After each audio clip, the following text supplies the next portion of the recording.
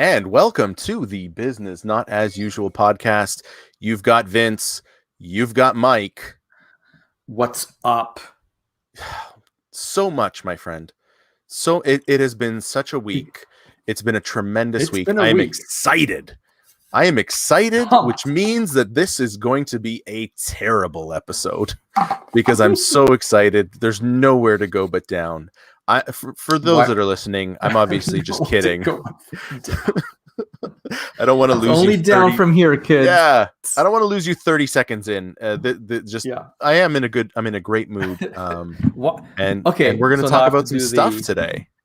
Vince, why are you in a good mood? You can't just say I'm in a good mood. There has to be a reason. You're right. No, just a lot of cool stuff has been happening this week. For the last couple of weeks, I've been at a number of events. You and I spoke at the PMI just to timestamp this. We spoke at the PMI Expo to an audience of over 5,000 people, which was very, very cool.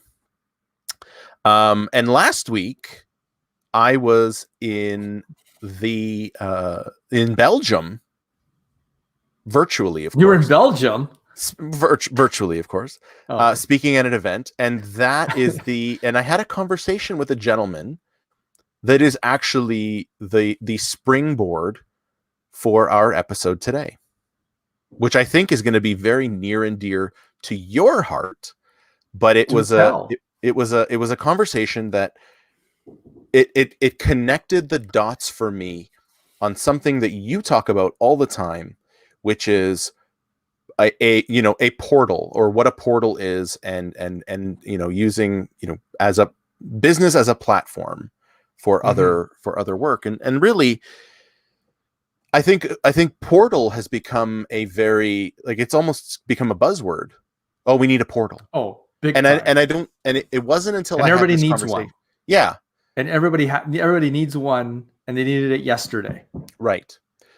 But it wasn't until I had this conversation that it actually made sense to me what a portal is, what value it brings, but also that there's so much more to the story than a portal. Right. So I'm going to do the heavy lifting here, Mike, because I'm sure you're going to have a lot to add later on. But you have the setup, so there's the setup. Serve it up. So I'm self-volleying to myself. So I'm at this event, and one of the speakers was a gentleman who had done some work with the biggest Belgian football club. And for those that are unfamiliar with the use of that term football, I'm referring to soccer. So he had done some work with the largest football club, a club called Genk. Also a fantastic name. Now, I joined the session late. Pretty cool. I joined the session a little bit late, so I missed the part where he said, I know nothing about football. I'm only worried about the work and the work that they did. So they started from a place where the CEO came to them and said, we need an app.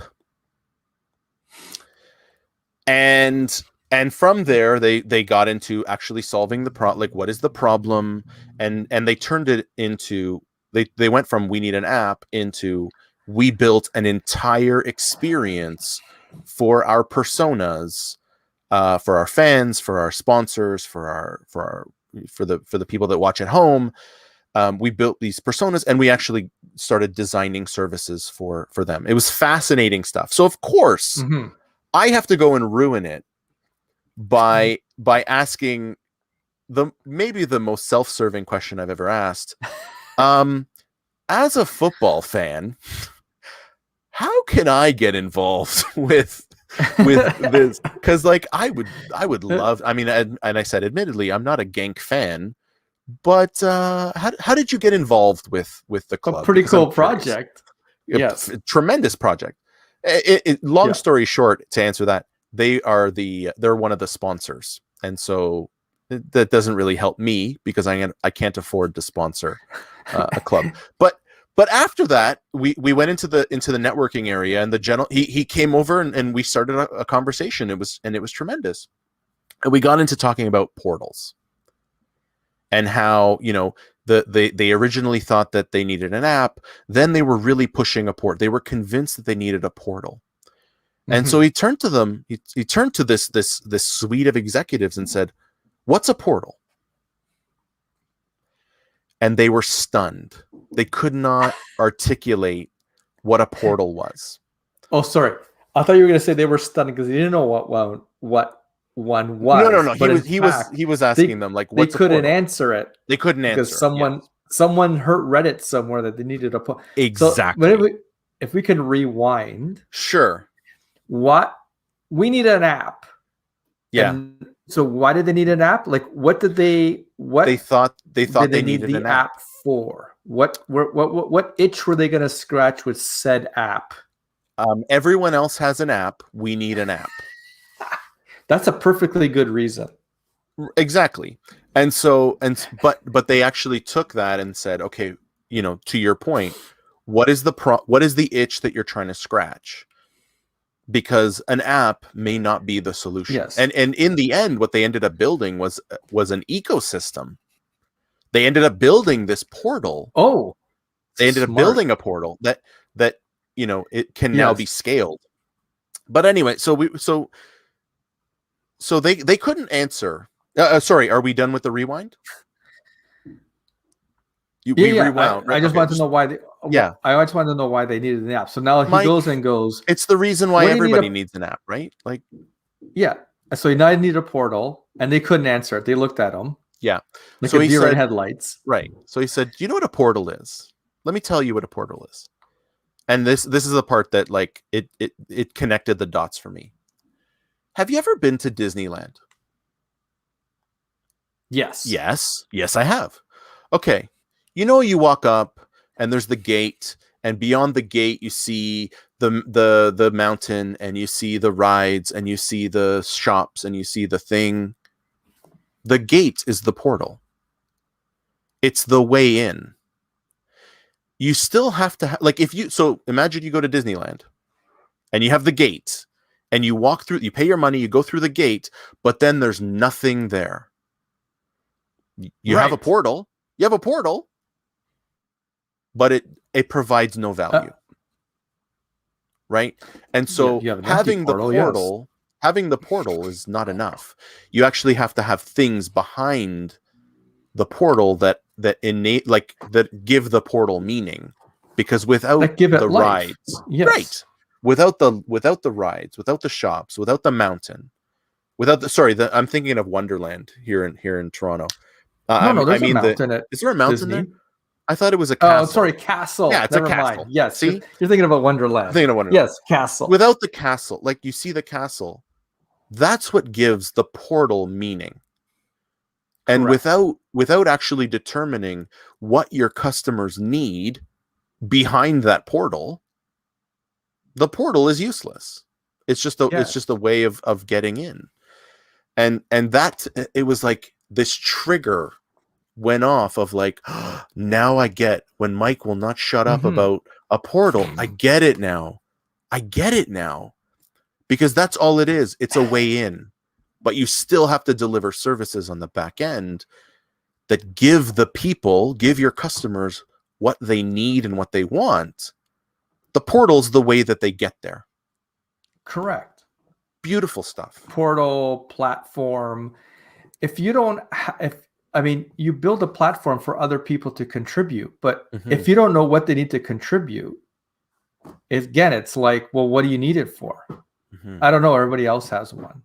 Like, I don't know what they put on there, but if there was a way to get, like, tickets and buy food, and then you can buy merchandise, and then you can have communities, and there's and then people could sell stuff on there, it then becomes like this community, this platform that actually makes the football club the center of what's going on. But just to say I want an app and don't know why, I think that's what he sold to them. Like, what, and now yes, you need all these things, but what from your people and process is going to deliver that?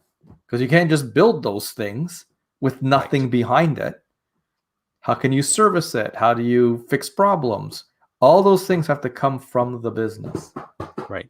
And that's exactly what they did. They did create an That's ecosystem. smart. And so they looked at, Yes, of the course. the user persona, the fan persona. Fan Well, persona, yes. and you have different personas for fans. And I started to identify like as a season ticket holder for the Toronto Football Club. I started to identify. So they had like the oh shoot, what was it? The casual fan. They gave it a name, but it was like the casual fan. The person who likes to be there, likes the atmosphere, doesn't know what's going on, but just is enjoying it.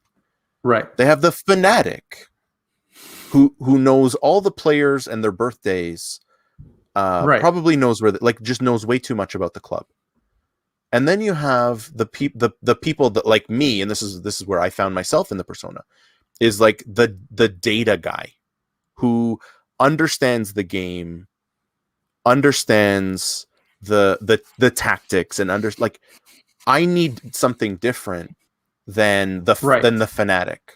And so they were designing to these personas, and it was a fascinating if you just look at the two of us, right? I'm the casual.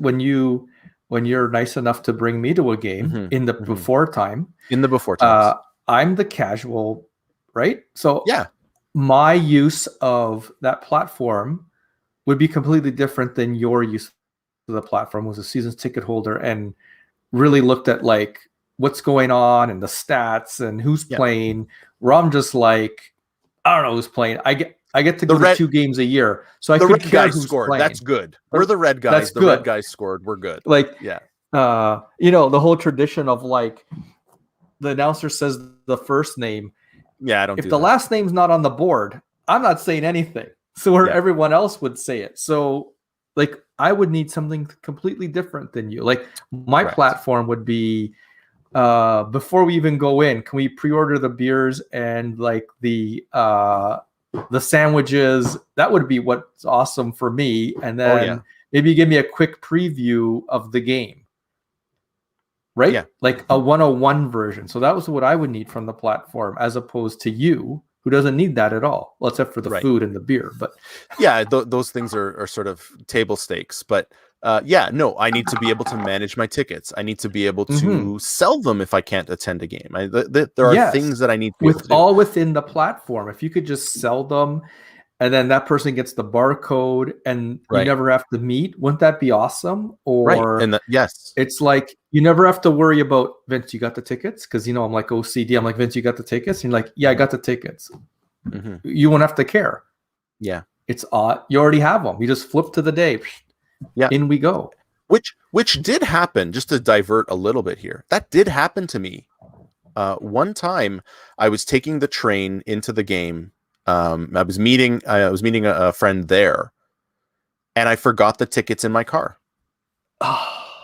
And so I had to quickly download the app, sign in, boom, there's my tickets. It was beautiful. And I have not brought tickets to the game since, because I'm like, this is the best. Why have I been bringing physical tickets? What is this, 82? Yeah. I'm bringing in paper tickets? So now to continue with my Belgian story here. Yes. Then we got into talking about once you've passed the portal,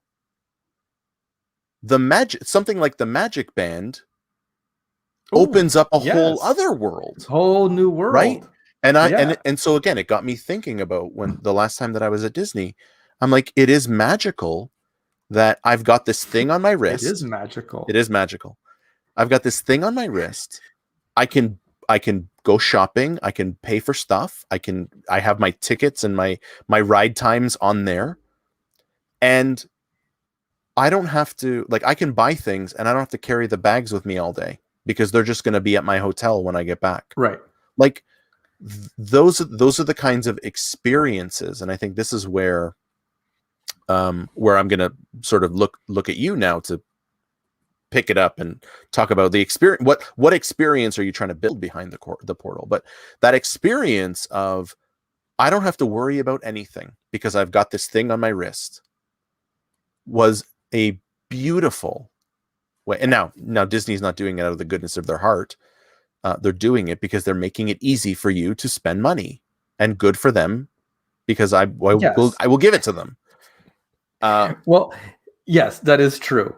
I mean, the portal and the band, that's like when you see let's go back to when you see a great passing play, and the guy the striker scores. That's that's like the end of the road. Like that, they get the glory, but it's all the passing that got there. So it's not like they got the band and then like we're good to go. They had to build the business, and then the band just got built from that. Or the platform. It just got built out of that. Once they had the business, what do we want to do? What's the process? What are the people doing? And so we'll take Disney, when they architected that, it was like, we want people to do all these things. And then it grew out of that. Yes. When you're at home, you go on the platform and you fill out your times, and you get your hotel, and you get and then you book the restaurants you're going to be on. And how do we deliver that so no one has to carry their money and their schedule? Oh, it's on the band, which then is attached to the phone, which they can go, oh, I need to be on the Space Mountain ride in 3 minutes because that's what I booked my band for. And so then you just walk in. And so, but that experience needs to be architected. And so when people go, I want an app. Yeah, great. You need to architect the business and the experience. And then the last thing you do is actually build the platform. It's once you have all those other things architected. And we keep saying architected because I really mean you need to think of what it's going to look like end to end. It's not just I want the platform. That's the easy part. You got to architect that experience up until the platform. It's the last thing you do. Right. Yeah. Can you imagine building a building? Super important. Erecting a building and just starting, because and starting at the top. Yeah. Well, I mean, even if you start at the bottom, like you have to think about, you have to plan, you have to figure out what that building is going to look like. How much space is it going to take?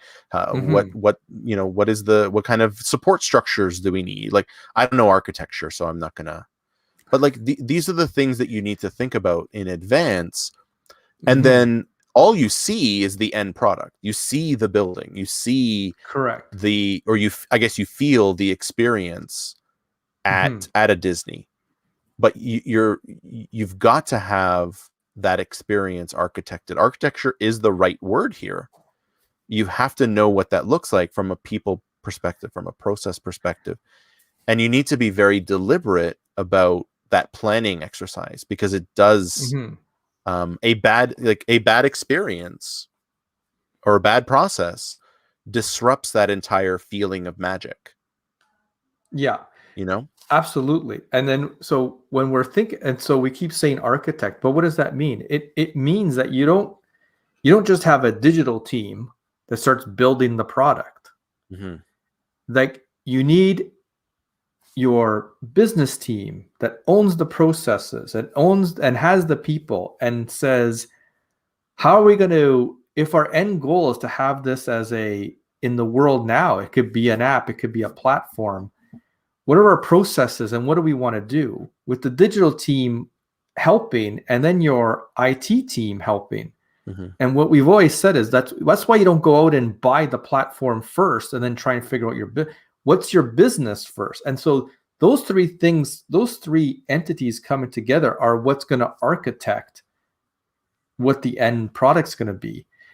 But it starts all the way back there and starts with the business. So that your friend was right to go, well, we would need an app. They're already starting with the IT part. But what are you building, and for who, and for why, and how, and how are you actually going to support that as a business? I mean, there's, and we talk about this a lot, right? There's things that there's the work that needs to happen to make that look good. Yes, you have to have those things in place. Otherwise, even the face is nice, but it doesn't actually do anything. And more to the point, doesn't actually solve the problem that you're trying to solve. Right. And so if they would have started with I need an app, they would have had an app that none of their fans used. Correct. Because it wouldn't serve any of the purposes. So, right. Starting with the personas is like bang on. Why would this person download the app, and what features do we need for them? Because that's what's important to them. And then how are we going to support those things? If you just build the app for everybody, then if you build it for everyone, no one's going to use it. Well, and this is where it was really magical. They showed a behind the scenes of the actual process of like, how did you even arrive at those personas? So leveraging, journey mapping, business model canvas, value stream mapping, value canvas, like the value proposition canvas, like just tools that are publicly available. Like everyone, everyone knows the business model canvas. There's a company that owns them or owns that. So, but you can use it. They've made it almost open source to it's so anyone can use it. And that's where I then had my idea of, how do I get involved in this? Cause, I want to work for a soccer club. But so it always comes back to everybody wants to be fancy. Like, how do you do these things? How do you do these things? Like, it's like some sort of mystery. You just named a whole bunch of things you can get a empathy map for free on the internet. You can get the business canvas for free on the internet. You could buy the book for like $20. People have already worked this out. So I find it funny when we go into, like, every time a new transformational product, like, how are we going to do it? What do you mean how? Everyone's figured it's there. There's no secret, and people have put it out there. It's just we just want to. Oh, well, we're different. We have to find another way because we're different. No, it goes back to these tools are actually simple tools. They're not simplistic. They're simple to use. You just have to do the hard work to use them. And they always start with the same way. Who's your customer? How does that relate to business process? And so it's there. Everyone just wants to be fancy. I gotta say, Mike, it is. I don't know if it's like it's freaking me out a little, but it's making me happy to hear, especially over the last, I would say, 10 or 20 episodes, how supportive you have been of business process. Because it feels like I've been singing this. We're now singing from the same song sheet, as it were. I've been beating that drum for years, and it's not to say that I don't think you appreciated it. I just, as we talked about last episode, you were the digital guy, and these tools are still applicable in digital. It makes my heart so happy. Yes, fantastic. It's great, man. It's so good. Hopefully, all the business analysts out there, their heart is filled with joy right now. Because it's. Listen, you started the podcast with, we were at PMI where we talked about our missing pieces of of digital transformation, and what do we talk about? We don't talk about the digital piece. And again, we go back to 84% of all transformations fail. And it's because they're not doing the hard work that has to be done, which starts with your customers, starts with your employees, starts with your business process. Because if you did that, the 16% that actually figure it out, it's there. So I find it funny. Yeah. That sadly funny. Like, just out of sheer laziness, I would just go, how did those guys do it? Yeah, I'm going to go do that. Like, why would you make anything up when the blueprint's already there? Right. I find it funny. And I think you hit the nail on the head earlier when you said that they're special. But you're not. Like, you're not special. You're not special. Like, yeah, I had a conversation with somebody to sort of continue this, but take it in a different direction. I had a conversation with somebody around how the vaccine deployment is happening here in Ontario, and that there are long lines outside of. And why are there lines? If you have an appointment, why would there be a line? Right. And it got pretty heated, and I'm like, this is what happens when you have people that come up with the process, which makes sense theoretically, but then they don't actually walk the process. Yes. So, and now it's like, this is the process and it's too hard to change, because that's another thing. It means admitting that you didn't do a good job the first time. When we talked with our friend Lynn, when we talked about model office, if they would have simulated what the process, like if they would have quickly simulated what they thought was going to happen and then what actually would have happened before they even went live, they could have changed things. Right. So, like, again, out of sheer laziness, wouldn't you just take the things that people already say are success and then just do it? You're not. So you built the process and you're like, we're going to go live. And like, well, if you just would have had a model office, you would have figured those things out. Right. But also, people have gone before us. Like, again, we were so happy here in Ontario that they figured out how to get 5 shots out of a vial. And they're like, yay. And I'm like, but wait, Israel in December figured out how to get 6. Why are you just copying them? Why are we trying to figure it out? Just go, yo, how did you do that? Like this. Oh, we use this special needle. Oh, okay, great. We'll just order those. Yeah, like, that's exactly. Done. We're like, done. Oh, after lots of work, we got to 5. Well, I could have made a call and after like 1 minute would have got to 6. Yeah. What?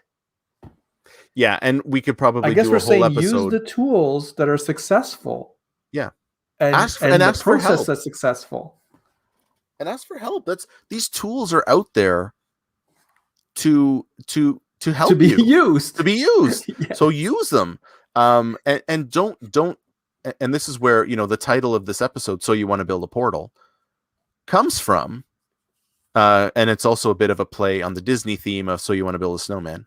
Because but like, that's where this comes from. Don't build, like, know what a portal is and know why you would use one and how it's going to improve the lives of your customers before you start building a portal. Don't just build a thing because you think you need to. Figure out what problem you're trying to solve, what itch you're trying to scratch, so that you can actually deliver on that value proposition and give the people what they want. The end. That, like, mic drop. Like, that's it. Mic drop moment. All right. Well, this has been So You Want to Build a Portal on episode 51 of the Business Not As Usual podcast. As always, we are your hosts, Vince and Mike. We'll catch you in the next one. See ya. See ya.